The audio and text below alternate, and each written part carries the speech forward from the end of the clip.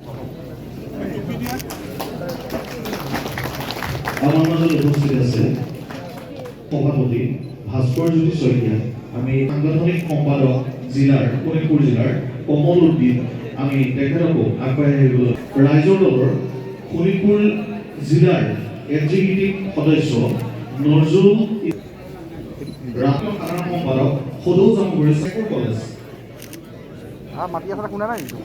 শ্ৰুতিমালা দাস, প্ৰিয়ানী হাজৰিকা, মৃদুল দাস, পিংকু দাস, মৃন্ময় দাস, ৰাজমণি হাজৰিকা,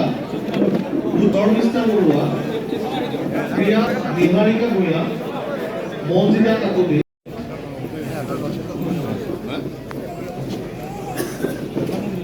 আমাৰ দলৰ বিষয়ববীয়াসকল আগবাঢ়ি যাওক আৰু তাৰ স্থানতে নিজ নিজ স্থানত মৃন্ময় বৰুৱা, মৃন্ময় কাকতি, জয় প্ৰশান্ত দাস, বিপুমণি দাস, বিষ্ণু দাস, ৰাজ দাস, অমৃত দাস, দেৱজিৎ দাস, মঞ্জিত দাস, নয়নমণি দাস,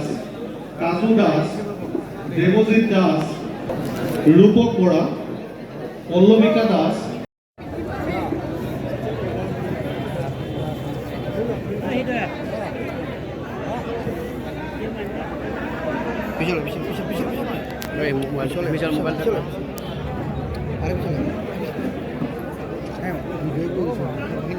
কাৰণে এটি ঐতিহাসিক দিন,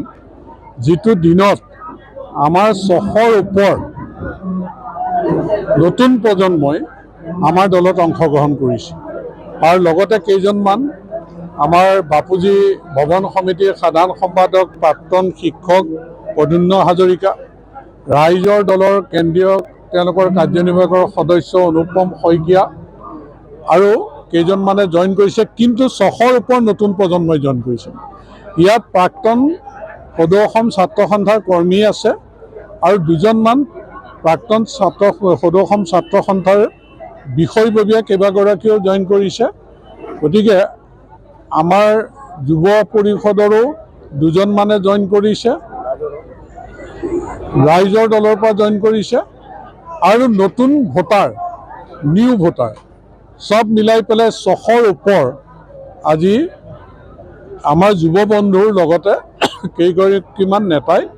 আমাৰ দলত অংশগ্ৰহণ কৰাটো নিৰ্বাচনৰ আগমুহূৰ্তত।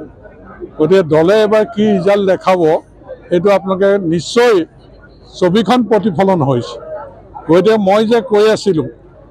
যে যোৱা লোকসভা নিৰ্বাচনৰ আগত 1 লাখ ভোট আমি পাম বুলি, আমাৰ কেইটামান ভোটে কমিল।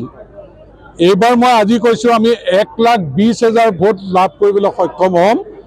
গতিকে এই ছবিখন প্ৰতিফলন হৈছে এই বৃহৎ যোগদানৰ জৰিয়তে। গতিকে এই যোগদানে প্ৰধানমন্ত্ৰী নৰেন্দ্ৰ মোদী ডাঙৰীয়াৰ প্ৰতি আকৃষ্ট হৈছে, মুখ্যমন্ত্ৰী ডক্টৰ হিমন্ত বিশ্ব শৰ্মা ডাঙৰীয়াৰ প্ৰতি আকৃষ্ট হৈছে আৰু দলে দিলীপ শইকীয়াৰ নেতৃত্বত যেনেধৰণে সাংগঠনিক কাম কাজ চলি আছে, গতিকে কংগ্ৰেছ দল উৎখাত হৈছে আৰু ভাৰতীয় জনতা পাৰ্টীত যুৱ মৰ্চাত অংশগ্ৰহণ কৰি আজি নদুৱাৰ সমষ্টি এনেও দুৰ্গ আছিল, আজি 1,20,000 ভোট পাবৰ কাৰণে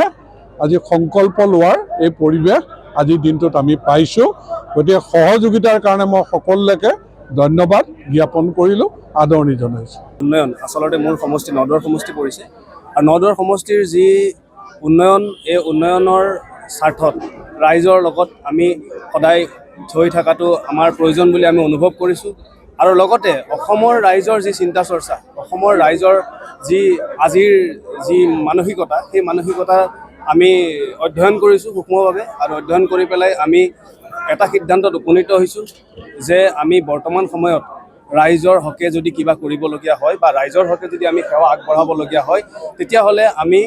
ভাৰতীয় জনতা পাৰ্টিৰ লগত থাকি আমি ৰাইজৰ সহযোগিতাখিনি আৰু ৰাইজৰ হ'বলগীয়া কামখিনি আমি কৰিব পাৰিম বুলি আশা ৰাখি আজি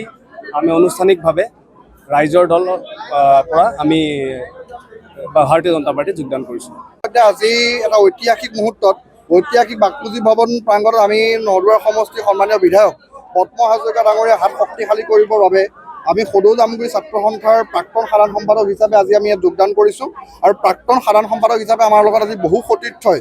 সদৌ জামুগুৰি ছাত্ৰ সন্থাৰ লগতে আমাৰ ছাত্ৰ সন্থাৰ শুভাকাংক্ষী বহু সতীৰ্থ ইতিমধ্যে আজি আনুষ্ঠানিকভাৱে ইয়াত যোগদান কৰিছে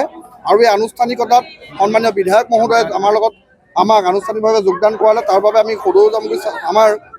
আমি সন্মানীয় বিধায়ক মহোদয়ক আনুষ্ঠানিকভাৱে ধন্যবাদ জ্ঞাপন কৰিছোঁ আৰু অনাগত ভৱিষ্যত দিনত ডক্টৰ হিমন্ত বিশ্ব শৰ্মা ডাঙৰীয়াৰ নেতৃত্বত আৰু নদুৱাৰ সমষ্টিত আগতকৈ এইবাৰ অধিক শক্তিশালী ৰূপত নদুৱাৰ সমষ্টিৰ বিধায়ক পদ্ম হাজৰিকাদেৱক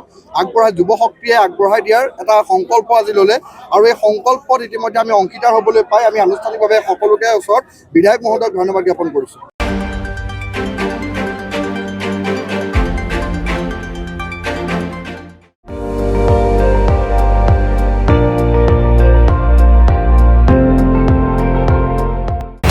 আপুনি চাই আছে ND24